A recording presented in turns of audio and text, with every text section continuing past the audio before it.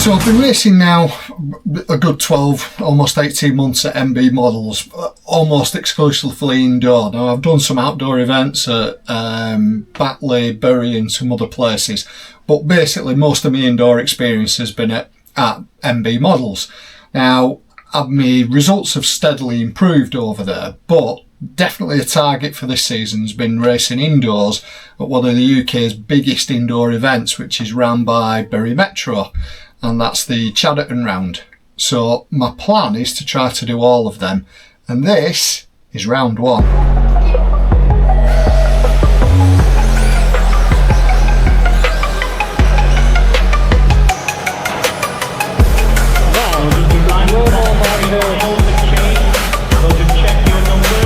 So with it being one of the biggest indoor events in the country, you've got to get booked in early because places fill up. But it's also run way more not professionally, that's the wrong way of putting it. There's more rules in place than I'm used to. So at MB, basically you can run as many tyres as you want, and as long as MB Models sells that tyre, you can run that tyre in your car. Obviously within reason. I don't think they'd really appreciate you doing mudding tyres on your buggies down the track, but you know, you see where I'm going with it. Anyway, at Bury, they run a rear controlled tyre. Now how it works is the day's built up of one 4-minute practice, then four 5-minute qualies and one 5-minute final. All well and good, pretty standard stuff. For the practice, you can run whatever tyres you want, but whatever tyre is on the rear for your Q1, and it has to be a Cactus, that's the tyre that you are then stuck with for the entire day. So the theme is everybody starts with brand new set of tyres, and then that's your one set of tyres all day. There's no changing the rears at any point. Now fronts, you can change them as many times as you want. So if you want to put a new set of fronts on every run, you can. But what I'm learning is that doesn't always equate to being the right thing. Certainly not with my style of driving. I like a bit of understeer, so definitely scrub fronts on the front for me. Anyway, that being said, it's round one, and it can be a bit daunting because this is definitely one of the biggest tracks I've ever driven on, notwithstanding any outside tracks. And I think it's got one of the longest and fastest straights in the country if they run the layout with a full length straight. So it'll be definitely a different experience this. So let's see how we get on. So I'm running in heat 5, which is pretty much mid-table. It's where I kind of expect to be with how my performances are going at MB at the minute, so I'm quite pleased with being sort of mid-table. Although it doesn't give me much room for improvement because the top 50 that are above me, they're all, you know, bloody quick. So I kind of lofty goals for me to make any progress from where I am, but I'm hoping to, based on my performances at MB. So a solid start, and as my first track layout, they've actually got a gap jump going over the track. So you've not only got a clear, quite a sizable gap jump, or the biggest gap jump I've done that's inside anyway. The track doubles back round on itself, so that's intimidating enough. It's very much a case of if you get it wrong there, you're definitely getting it wrong. Q2, not as many mistakes, 13 laps, and definitely in a faster time than the first time round, so you know, we're making improvements. Q3, found 4 seconds, but there's a growing sort of nervousness growing in my stomach, for the want of a better description. It's a big intimidating track, and the harder I push, the further everything seems away. My reactions just don't seem as quick. I don't seem as on the ball as what I am at MB for whatever reason, whether it's the size of the track, the distance, everything is away. Maybe it's just first event nerves at MB, but there's this feeling that everything's not going very well. Anyway, Q4, and we'll throw those feelings out with the rubbish, and we did 14 laps, so that's definitely an improvement. So I don't know what we're worried about. So with 94 entries on the day in 2-wheel drive, I'm going to be starting 4th place in the F final. Quietly, I'm quite pleased with that. And we've got every chance of having quite a bit of a result here based on my performance from Q4. So let's see how we get on. Come on, remember you win it on the first corner. Are we missing a comedian? Starting 4th, let's go. So we're off. Ooh. Bit of argy-bargy, bit of wheel bashing. It's chaos at the start. I'm there somewhere and I'm in third.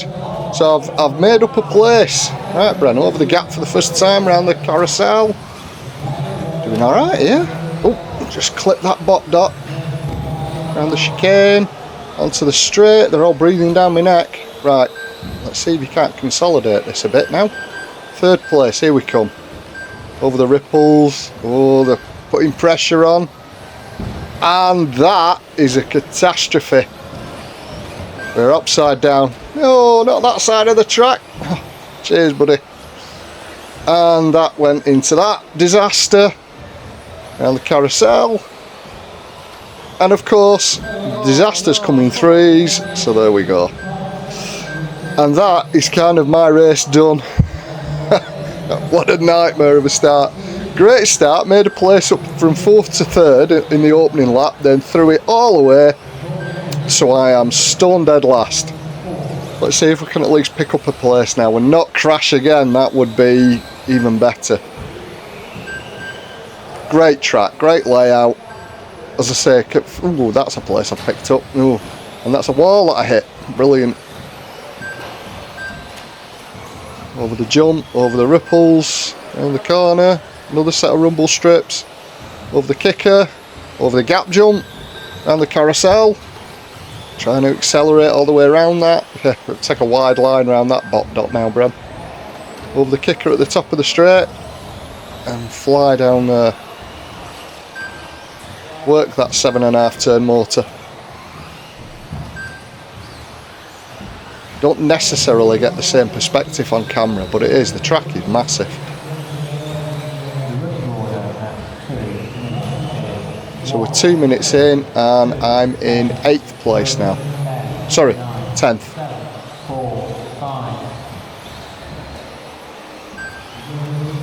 So if we can pick up another place somewhere, that'd be great.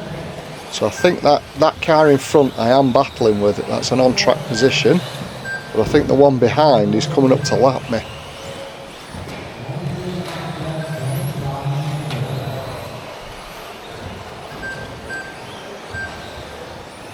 Very rewarding track if you get it right, but if you come offline, so that's a place I've just picked up.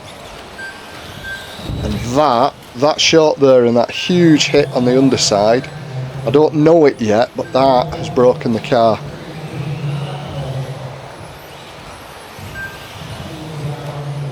See how it just seems slow and sluggish? Obviously that rollover doesn't help, but that now's full power down the straight. And what's happened is there's the cable on the, I can't remember if it was the capacitor that attaches to the ESC, or if it, no, it wasn't that, it was a motor, it was one of the motor cables had come loose.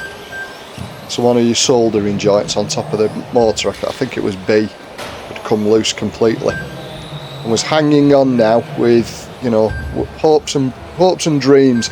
Obviously I didn't know this at the time, but when I took the lid off and had a look at it, that's what it was. Sorry, not lid, body shell.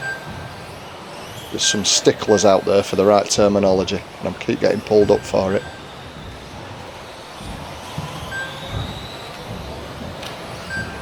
Anyways, you can see that I'm still running the B7 because this is early, I think it's early October, was round 1. I should really be moving out of this guy's way a little bit more rapidly. Come on, Bren, get out of his way. It's so slow now down the straight, there's nothing there.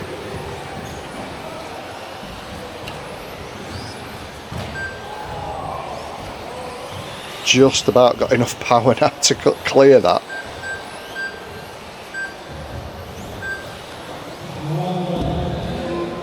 Great day's racing. It's a long day at Bury, but a great day's racing. God, I really feel bad for the guy behind. Watching the replay back, should have moved out of his way sooner than this. This is almost 2 laps I've held you up for, mate. Apologies. I don't think I realised at the time, but yeah. Not the best driving from me, this. Especially when now, see, he's gone flying past now and should be able to clear off. Although that reduced speed is probably... Oh, sorry mate. Yeah. Hang my head in shame a bit with that one. Apologies mate. 10, 9, 1, 11. Down the straight for the final time. And the final kicker. Full beans. And that's all she wrote. Ugh. Great day's racing, but as a final, kind of one to forget. And that's where I park it. And that's it. I'm pulling the trigger. And nothing's happening now. It just didn't want to move. Right, well, that was a disaster. 4th place on the grid, all the way to 9th, and my lap 2 was almost a 40-second lap.